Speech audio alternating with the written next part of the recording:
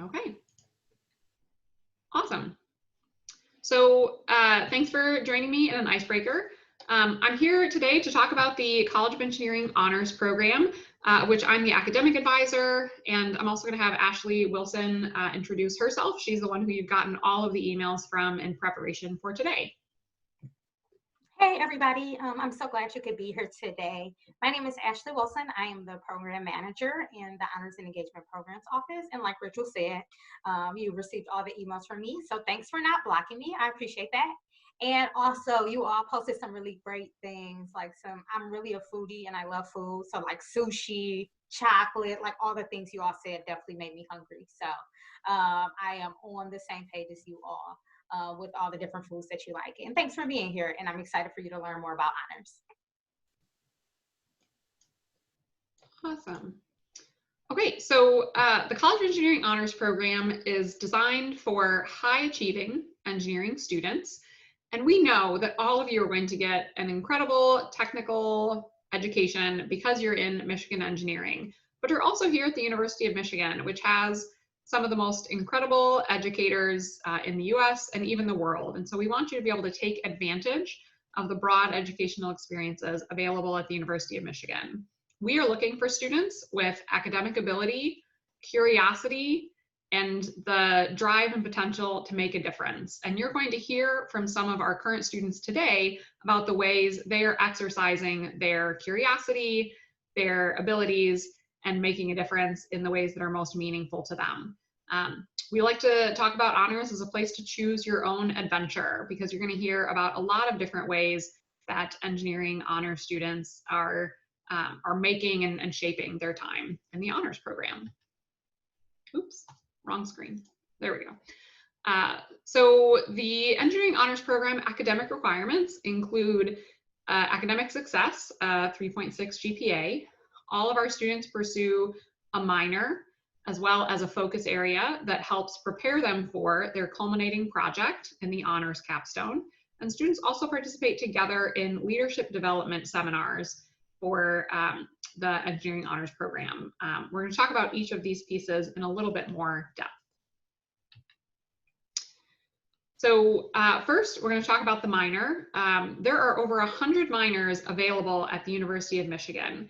They include minors from the College of Engineering, LSA, the School of Business, Art and Design, Music, Theater and Dance, Social Work, Innovate Blue, as well as newly approved minors from the School of Education. I believe it's a minor in like education and access, and a minor in public policy from the Ford School of the Ford School. So these are great opportunities to, as we said, exercise the incredible expertise that Michigan allows and brings to students, as well as to explore something that is really of interest to you. So here are just some examples of some of the Michigan minors. I would like to ask our current students who are in the program to unmute themselves briefly and share the minor that they are involved in. So take it away, Zoe, George, Naya, Melissa, and Sungum. Oh yeah, I could start. I am getting my minor in space engineering through the class department in engineering. Thanks, Zoe. I'm doing my minor is meteorology. It's also in climate and space sciences and engineering. Thanks, George. I'm doing my minor in math. Thanks, Naya. I'm actually double minoring in math and business. Awesome, Melissa. And Sungum. I'm also double minoring. I have an electrical minor and then the international minor, both through engineering. All right, so that gives you a great selection of what some of our current students are doing. We hit the College of Engineering, the School of Business, LSA. We do have students in multiple minors. That is not required, but it is an option. So you're going to have the opportunity to get outside of your academic comfort zone. So our first activity for today is for each of our prospective students, everyone who has joined us here today, is to enter into the chat. If you could minor in anything, what would you choose? That can be a minor that is actually currently offered at the University of Michigan. You could also decide to design or make up something that you are interested or excited about. So I look forward to seeing in the chat what kinds of things you would minor in. Food critic studies, skydiving. Would that be in aerospace or physics? I'm not sure, Naya.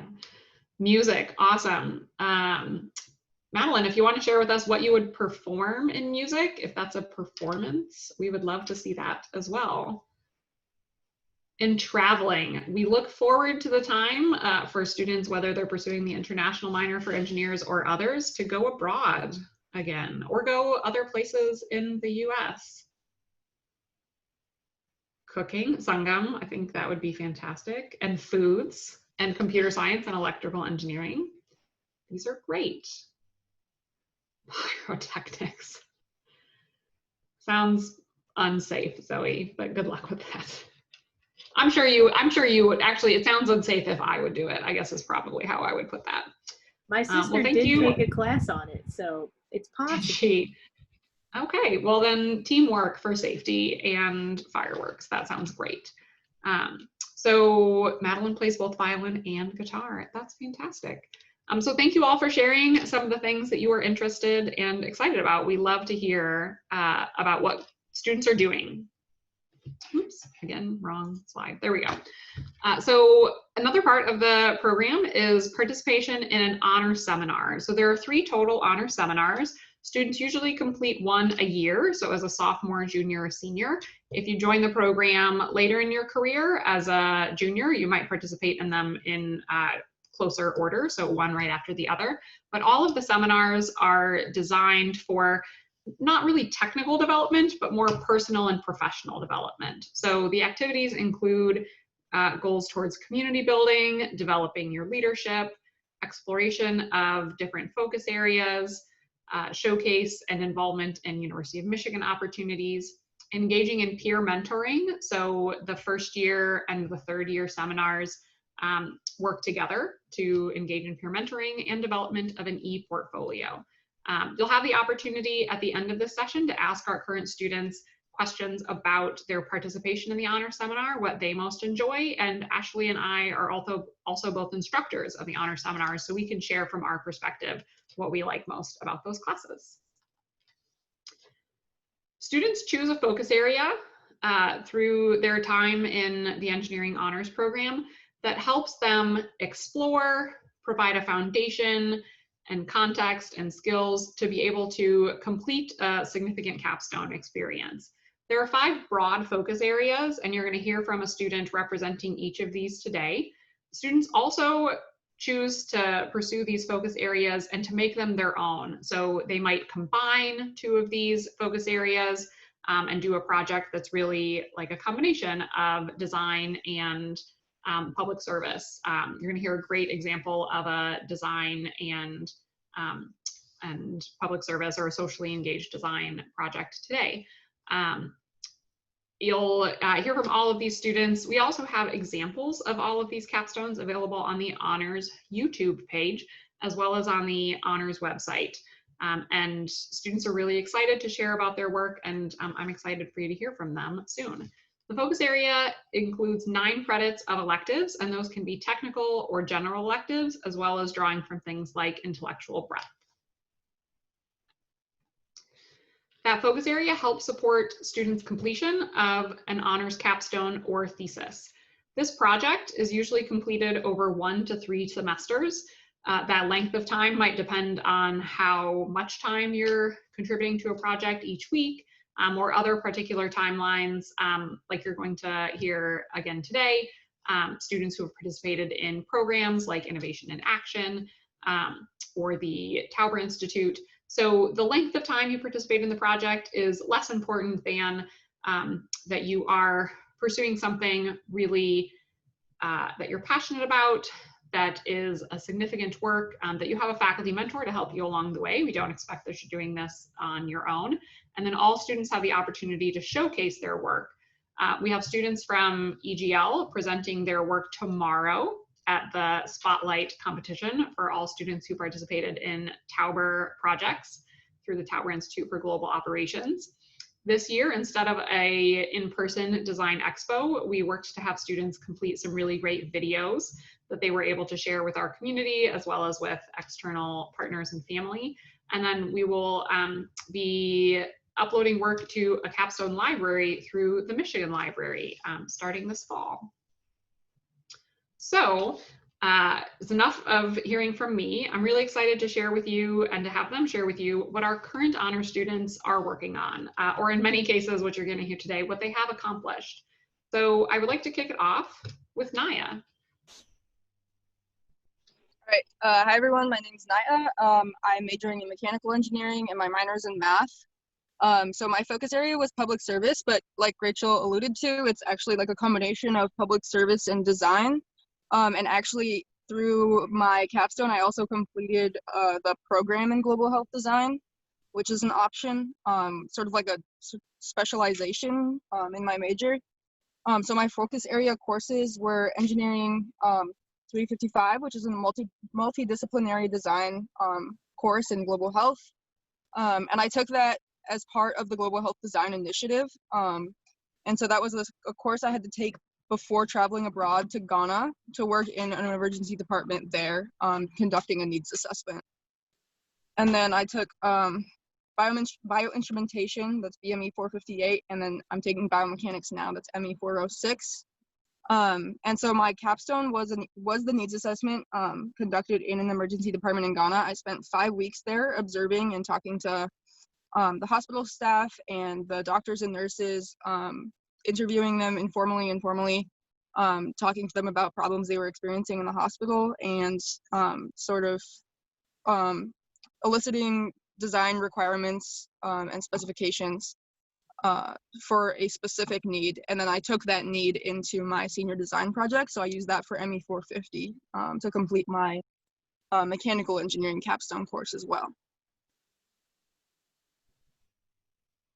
Awesome. Thanks so much for sharing, Naya. And Naya's video is up on the Honors YouTube page, where you can hear her talk about all of the different kinds of needs that they identified. So was there anything from your experience, Naya, that you would really want to highlight for students? What it was like spending 5 weeks in Ghana? What were the most interesting needs that you identified? Yeah, I will say that like the entire experience was very worthwhile. If you have the opportunity and are interested in global health or public health in general, you should definitely look into it. And Kathleen Sienko is my faculty mentor. She's a professor in mechanical engineering. She's honestly one of the best professors I've ever had. She's incredible. And the way that you like think about design completely changes. And going through those initial steps of conducting a needs assessment, and then coming to find a need, and then like eliciting those design requirements and specifications, is sort of that front end that you generally don't see in your mechanical engineering coursework. So I think that for me, in terms of the engineering side, was the most valuable thing, and even like the personal growth that I had going to Ghana and everything. Awesome. Thank you so much for sharing, Naya. Okay, so from a public service and design, socially engaged design project. Oh, why do I keep being on the wrong one? Here we go. We're gonna have George Adamson talk to you about his research project and flights. George. Hi, everyone. My name is George Adamson. I'm a senior studying aerospace engineering, and my minor was meteorology, like I said previously. So my capstone was a research project, and as an aerospace engineer, you know, I'm interested in planes, of course, so I thought picking something to kind of look at aircraft routes would be fun. Now, to give you some background, I first sort of have to talk about the plane that I'm using for these routes, and it's Concorde. It's that picture up in the top right. And for those of you who may not know, Concorde was kind of a famous aircraft that flew in the 1970s and 1980s. And it traveled at twice the speed of sound. And the cool thing it did is it could fly from like New York City to London or Paris in like 3 hours. So obviously it was a lot faster. And it was just a really cool plane in general. And I won't really delve into the details, but the aircraft eventually retired kind of due to a bad business model and stuff. But my capstone kind of looked at reviving the Concorde and specifically looking at flights over the United States. And one of the bad things about an aircraft traveling faster than the speed of sound is that it actually emits these things called sonic booms, which are very noisy. And the best way to think of those is kind of like if you've ever heard thunder in a thunderstorm, it's like that, but even a little bit louder. And it's even been known to break windows and even some structural damage as well. And people might wake up from it. So obviously it's very disturbing. And Concorde could never really fly over countries because, governments didn't want people getting upset and complaining. So I kind of did this hypothetical research project. If Concorde were to fly from Los Angeles to New York City, A, kind of how many people would hear the sonic booms, and then B, could I try to optimize the route to avoid, cities and towns and uh, impact the least amount of people possible? And that's kind of the core of my research project. And just to give you kind of some numbers, I looked at kind of like the baseline. It's about 30 million people might hear these sonic booms, and my optimized figure right now is down to about 200 or 300,000. So I've definitely gotten it reduced quite a bit, but I don't know if it's anywhere near low enough that the FAA or the US government would ever approve. My focus area courses were just 3 kind of aero courses that discuss sonic booms and aircraft routes. And the cool thing about your focus area courses is that you can also double count or transfer them to SUGS, which is like the graduate program, 1-year master's. So it's kind of cool that I could take 2 grad classes and actually transfer those to my grad degree, which I'm planning on doing in January. So that's kind of my research project. I don't know, Rachel, if you want me to touch on anything else. I think that was really great. I've gotten to hear from George about his project. It is super interesting to see some of the paths, as I hope you can all see from the screen that I have shared. And George will be presenting his capstone project in some virtual format this fall. And I look forward to learning more about it at that time. Awesome. Thank you, George. All right. And I hope most of our seniors will be able to, or our current students will be able to stick around so that you can ask them additional questions later. Okay, so Zoe is here to talk about her project in design and virtual reality. So Zoe. Yeah, so this project came about, my faculty advisor for my student org is the Emmy lecturer who teaches the ME 250 and ME 350 design courses. And we had got talking one day, and he was mentioning that, when students kind of age up out through ME or have come in with no background in manufacturing and design, it can be really challenging to get reintroduced or introduced in general to the machine shop and how all the machines function. And typically in a semester, things move really fast. And so there's not a lot of time for students to sit down at the machine shop and kind of relearn their way around a machine. And so we came up with this design that, what if there was a way for students to practice using machines without the need for a machine? And of course, having a video game would be awesome, but you're not really getting any of your, any memory for how to use any tools. So then I thought, why don't we do it in virtual reality so that you have your hand modules and you have your eyes and you're in a space, you're totally immersed. And so I took a series of classes. I took video game music. I took a lab class internationally that had to do with engines, but I learned a lot about how to set up a problem and kind of work through a design problem that you don't have a solution for in that class. And then I took entrepreneurship hour to know how to market and to kind of develop my ideas. And then I did an independent study through ME. This is through the RISE program in mechanical engineering. And I took this to specifically learn and work on virtual reality, which I had never done before. So the picture here is of a like a Bridgeport mill that you would typically see in the mechanical engineering machine shop. But this is a CAD model that's in a room that I created in virtual reality. And so essentially what the student can do is like toggle switches and rotate handles to move the machine like you would move the machine in the machine shop. And then there are prompts and challenges so that you can like make something on the machine without actually taking up time on the physical machine, or worrying about, you know, breaking any component, because breaking the machine in virtual reality does not cost money to fix. So yeah, this was my project. It did get cut short due to COVID, so I don't actually have access to any of my VR tools. So the most I could do was code, but I have no idea if it'll work. So it's gonna get passed off to the next person who wants to figure out if VR will work. Thank you, Zoe. That is a great example of how a lot of students have had to adapt this year and figure out how to move a problem forward when they don't have the same access that they had expected to at the beginning. And Zoe, could you say maybe a few words about how video game music has been helpful in your project?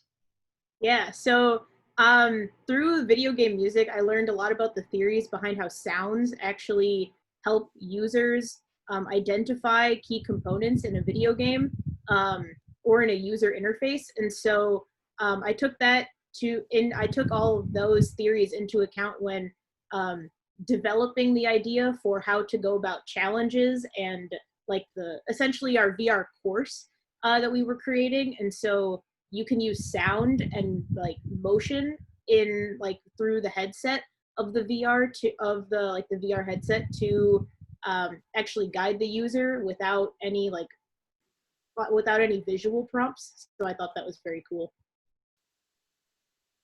Awesome, thank you. Okay, every time.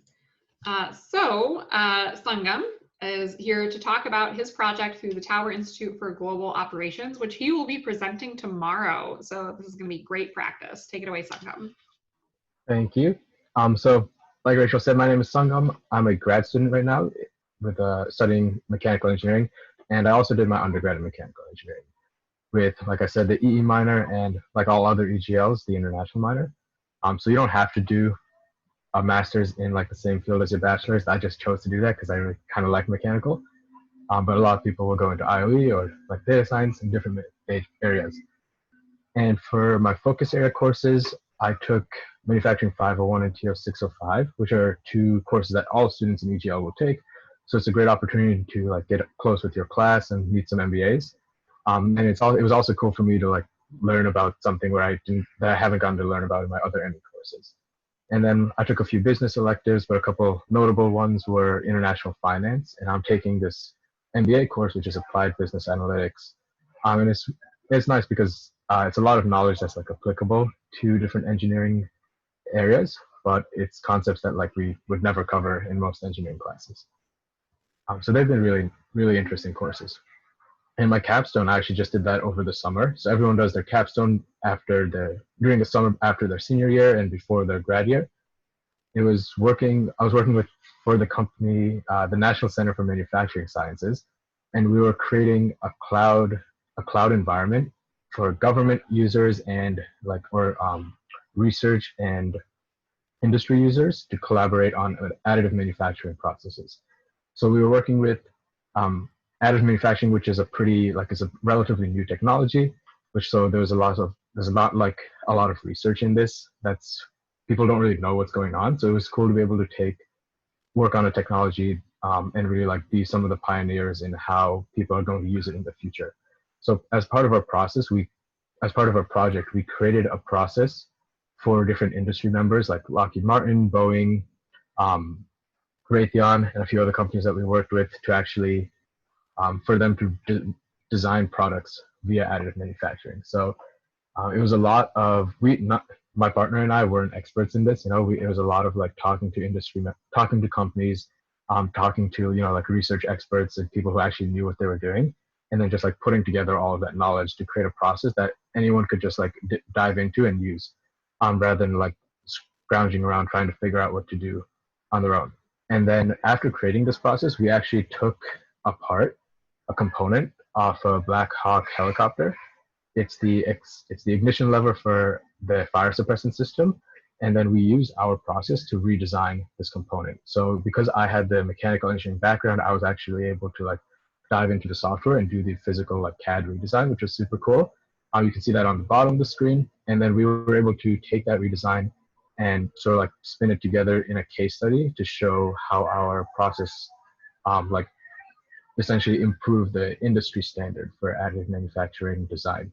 And we were able to show like, like this is how much time you can save, and this is how much like weight you'll save on average, and like this is how the work we did will make your life a lot easier. And if you're interested in hearing more about that, like Rachel said, we're presenting tomorrow at 1:30, and there's a link somewhere online. I'm sure it's sent out in some email. And if I won't be able to stay here after all the presentations, so my contact information is there, and I'll also paste it into the chat. Feel free to like email me, text me about anything if you have any questions.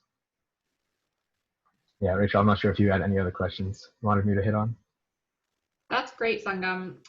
That's a great example of the kinds of projects that students do through the Tauber Institute for Global Operations. It's in a team. It's for a company or organization where you're really coming up with a solution and then advertising and convincing people at that company or organization that it is a good solution and they should adopt it to save whatever that is, time, money, energy, resources, lives. So Sungum's going to be competing tomorrow at Spotlight. Let's all wish him well before he leaves. Yay. And thank him very much for being here. Okay, last but not least, we have Melissa Bry, who's here to talk about her project, Sept.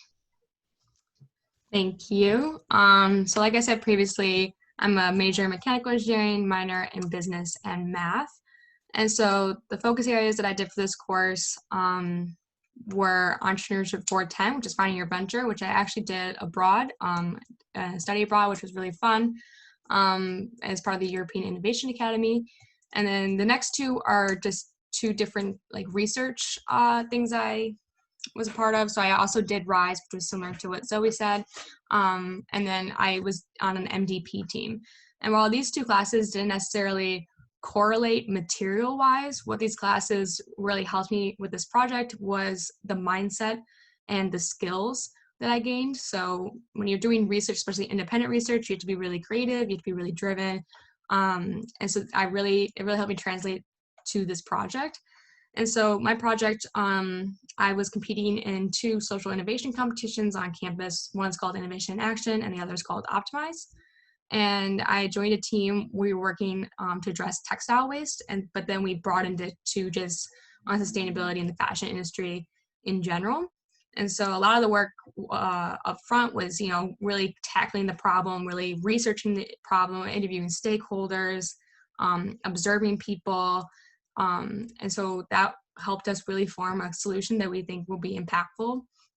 And so what we did is we came up with a solution that would promote sustainable fashion, yet also provide a closed loop ecosystem so that consumers can send us their unwanted clothes and then we properly recycle them. Because one of the biggest issues with textile waste is it either goes to a landfill or it's donated, and a lot of those donations don't even end up on the shelves. Instead, they're exported overseas, and that affects microeconomies in those nations and just continues a cycle of poverty in those nations.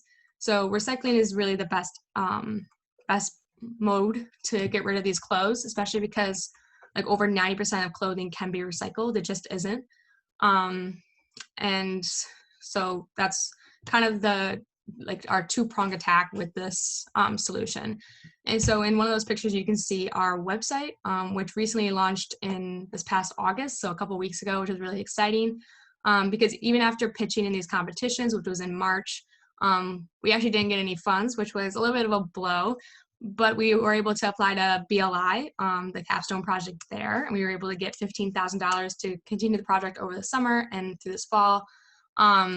And so we've been working on it. We launched in August, and I'm still working on it to this day, and it's It's a lot of work for sure because there's only me and my partner. And we are actually recruiting more people. So if you're a computer science person and want to join us, feel free to reach out to me. But yeah, I definitely suggest if anyone's interested in entrepreneurship, it can be kind of hard to like design your own capstone sometimes. So competing in social innovation competitions helps give a little structure to it. And then you make your pitch anyways. So you don't really have to make a second presentation. Like I basically just use the same pitch slides and the same kind of structure for my honors capstone presentation. I just changed a few of the things that were a little bit more pertinent to the capstone.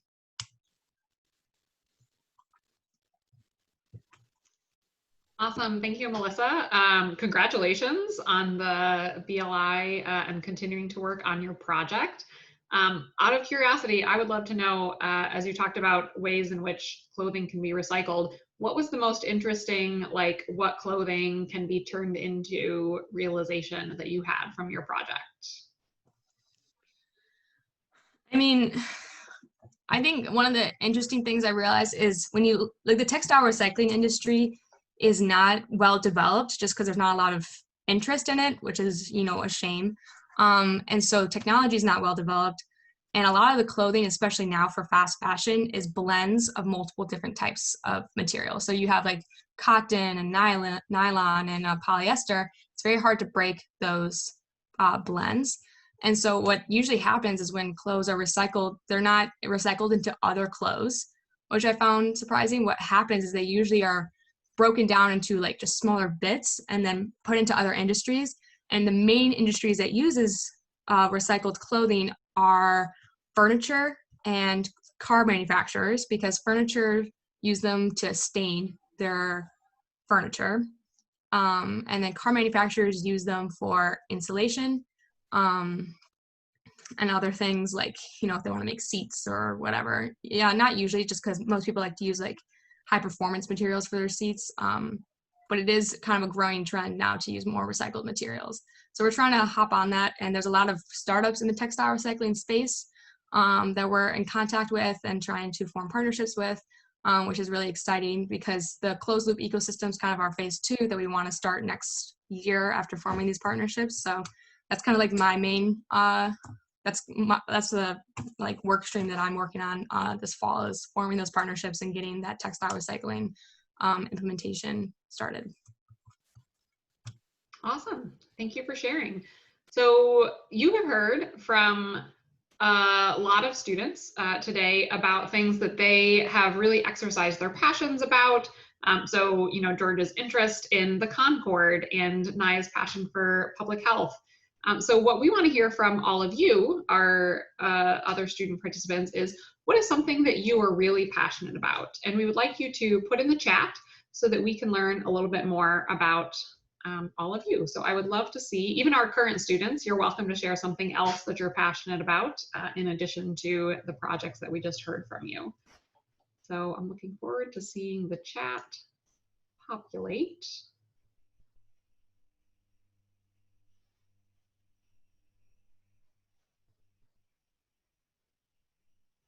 I'm gonna start the Jeopardy theme song. Do, do, do, do. It doesn't have to be a big thing. We can just hear renewable and sustainable energy. Yep, that's a big thing. I love it, Meredith. What are some other things that you're passionate about?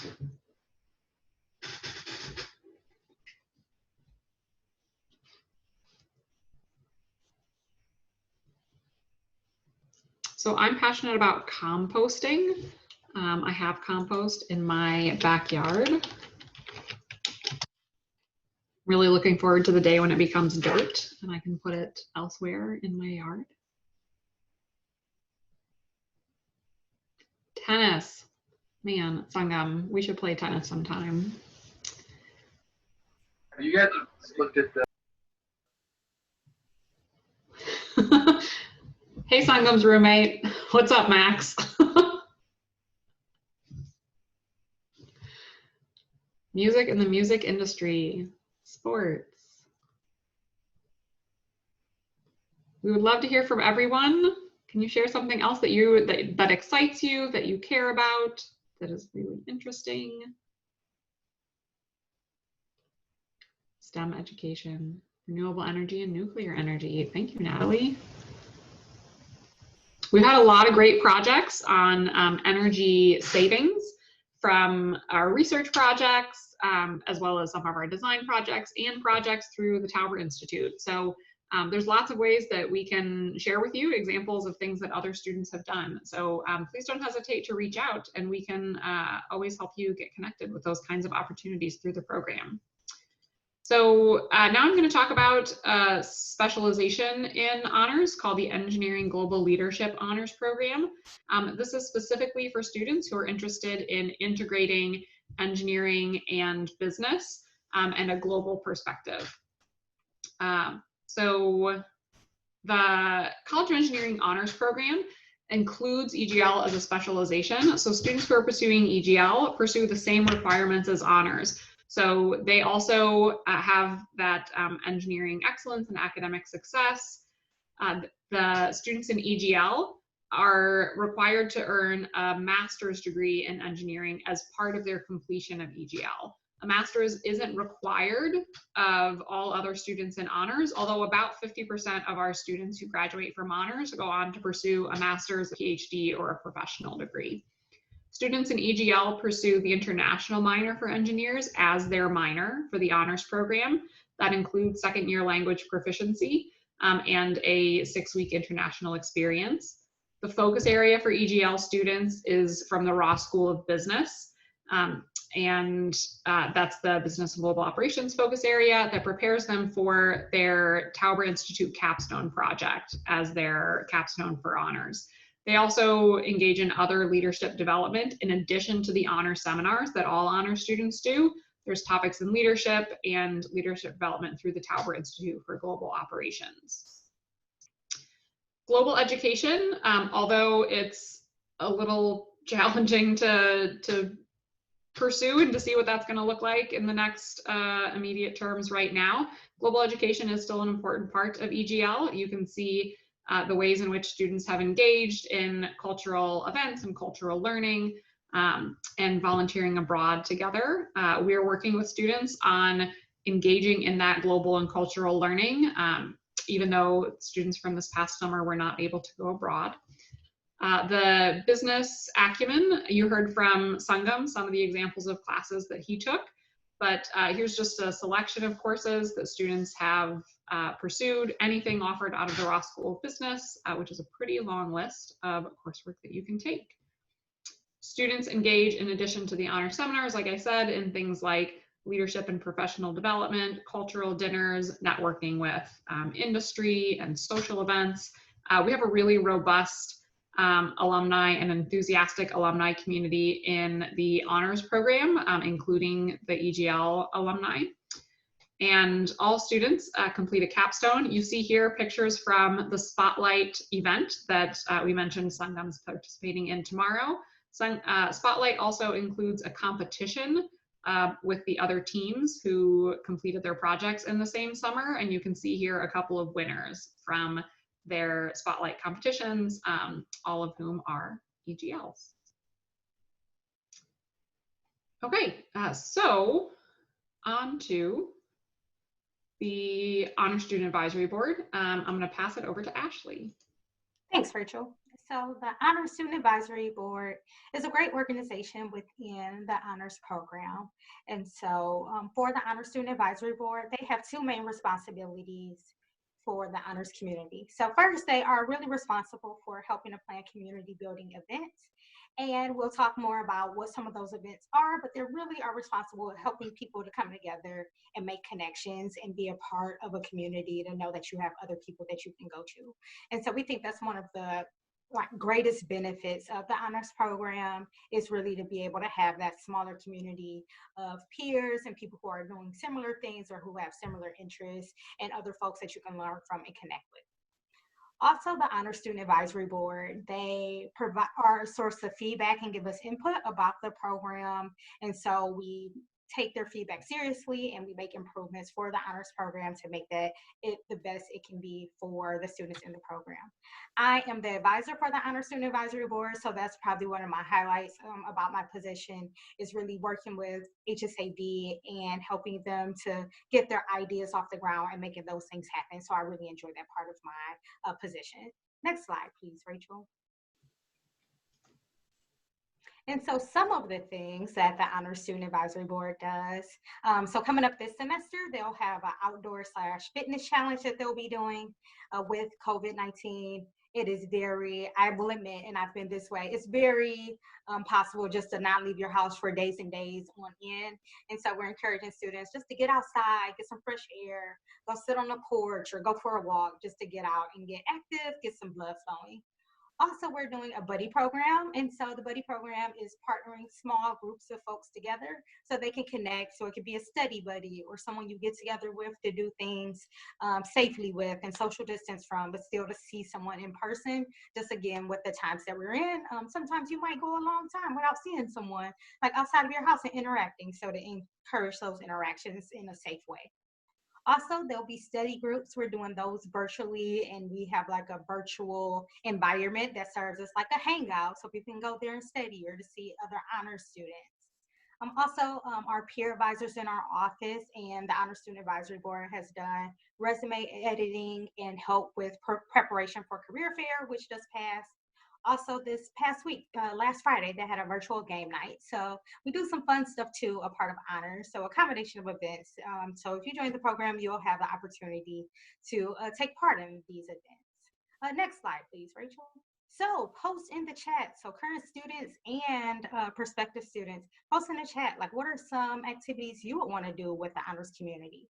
I'm excited to hear those, and I might steal an idea or two, and we might do those as a part of HSAB. So feel free to post those in the chat.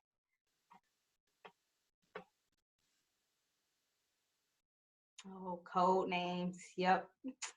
Code names is a fun game. Whenever we've played that, we played it with staff and students. Staff, haven't we lost a lot? Like we lost a lot, I think. Yeah, we lost. Yeah, we lost. It's okay. We still have fun. Other things you all are interested to do or would like to do with the honors community. So I know study groups, yep, hang out, do homework. That's always great accountability. And I know when it's safe to travel again and when travel starts to happen again, I know I always jokingly tell the Honor Student Advisory Board, because they go on some great trips, I really want to go on trips with them. So I always jokingly tell them, so I might have to make that happen when we go back in person. I really want to go on their trips. I just want to. They go to some pretty cool places. Oh, great ideas. So hanging out virtually and in person. Oh, that would be nice. Doing a picnic on the Grove. Nice. Group dinners. Yep. So great things, ways to build community and get to know folks. Great suggestions. Thanks for putting those in the chat. And I'll pass it back over to Rachel. Okay. We do appreciate hearing a lot from students. The Honor Student Advisory Board and peer advisors collect a lot of ideas. So if you want to keep posting activities in the chat, we always look forward to your suggestions. I've talked about the entire participation in honors, the things you can do with the honors community. Students who complete the honors program do graduate with honors, and that notation appears on their transcript and their diploma, and you can see a photo here of some of our graduates celebrating with their honors regalia. That's either the yellow satin stole or the purple satin stole for students in the EGL specialization of honors.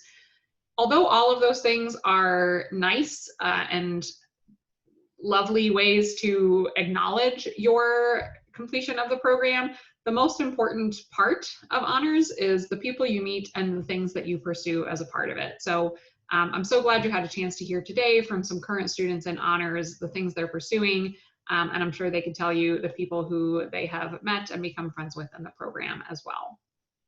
Next steps include attending an honors information session, checkmark, done, you've already completed that. You can start exploring courses toward University of Michigan minors. If you're applying this semester, contacting one faculty recommender and other potential recommenders. That is a recommendation form, not a letter. So it's pretty non-intensive, but they do need to agree to do that for you. Having an academic plan with your department advisor will help you figure out kind of what minors and where those will fit into your program. This semester, we don't have in-person advising, but we do have drop-in peer advising every weekday that classes are in session from 1 to 5 p.m. And that is linked at the bottom of our emails, at the bottom of a lot of emails that you have received, as well as all over our website.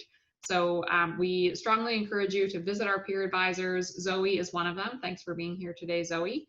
And I'm sure she would love to have you visit and say hi while she's hanging out Monday to Friday. Our application is open now and is due by October 16th. Things that you should do and have ready when you're starting your application include a resume, your course plan for your academic minor.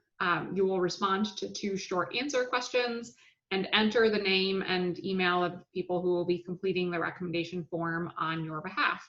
All of that is on our website, and Ashley and our peer advisors have a lot of information and familiarity with that to be able to answer any questions that you have. You can see here a Zoom photo of our staff. We are all working remotely most days this fall, but we are accessible via COE Honors at umich.edu. The drop-in peer advising, you can see the link here, and it also is, as I mentioned, on our website, or you can email Ashley Wilson about scheduling an appointment. Okay, so our last length of time is to take your questions about honors. That can be for myself or Ashley or any of the current students who we have here to share their experiences today. And yes, as Ashley mentioned, you can post them in the chat or you can unmute yourselves to share.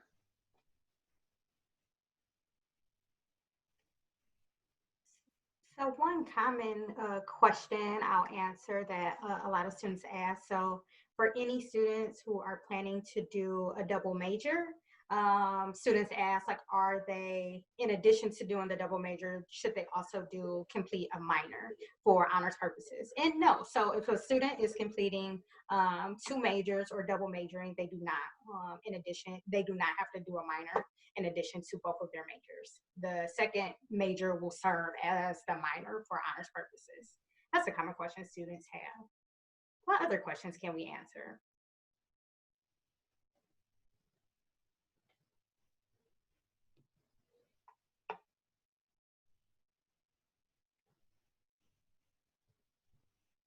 Zoe, for you, a question that could be helpful for folks to hear you answer, like, what are some of the most beneficial, or what do you think is the most beneficial aspects of the honors program? Yeah, I really like the community, and I think that through honors, I've found a whole bunch of like facets about engineering that I never would have found if I had just stuck with mechanical the entire time. I probably would not have convinced myself to do a minor or like really gone beyond my comfort zone. And I definitely would never have gone so far as to like apply to become an ASB or alternative spring break leader. And then that means that I never would have gotten to go to North Carolina or New Jersey to help people with hurricane relief and home building. So definitely a lot of opportunities have come my way since I've joined honors. Thanks for sharing that, Zoe. Any questions we can answer?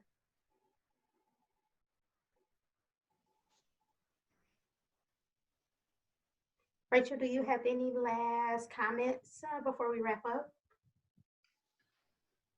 I think that really covers it. This was our first info session for new and interested students in this virtual setting. Normally, we have a lot of current students who like to show up and socialize and get to know all of you. So I know that's a lot harder to get a sense of you know, who are these people? What are they like? Is this a community that I'm interested in? So I really hope that you will take the opportunity to meet our current students and have conversations with them through the peer advising. So we have 4 peer advisors.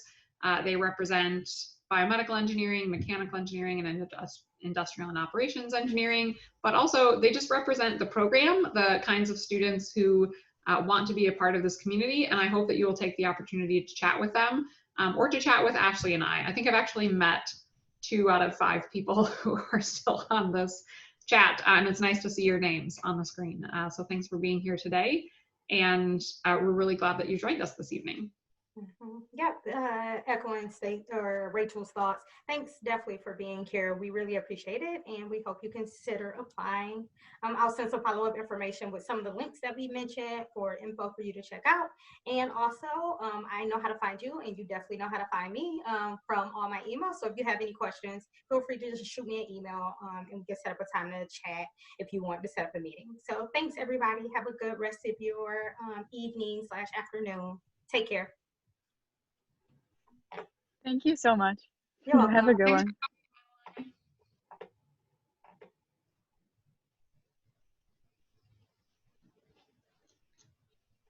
Oh, people are posting in the chat. Thank you, thank you, thank you. So nice.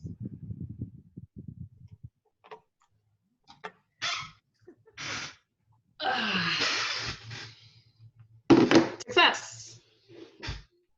Yeah, it's hard, man. It's hard to know how these things go in Zoom. It's so hard, like Yeah. so hard. But you just gotta keep chugging through, right? So, It's definitely hard, like, not seeing their faces. Like, you have just no idea. no clue. Yeah. No clue. Yeah. That's true. Yeah. Well, I know Grace, she's already applied. Like she's already submitted her application. So Oh. she was just here, like to learn more. Because I think I've been in contact with her before. Like I met with her, I think back in May. Oh, wow. Yeah. And I think Micah is the one that wants to do EGL. Oh, okay.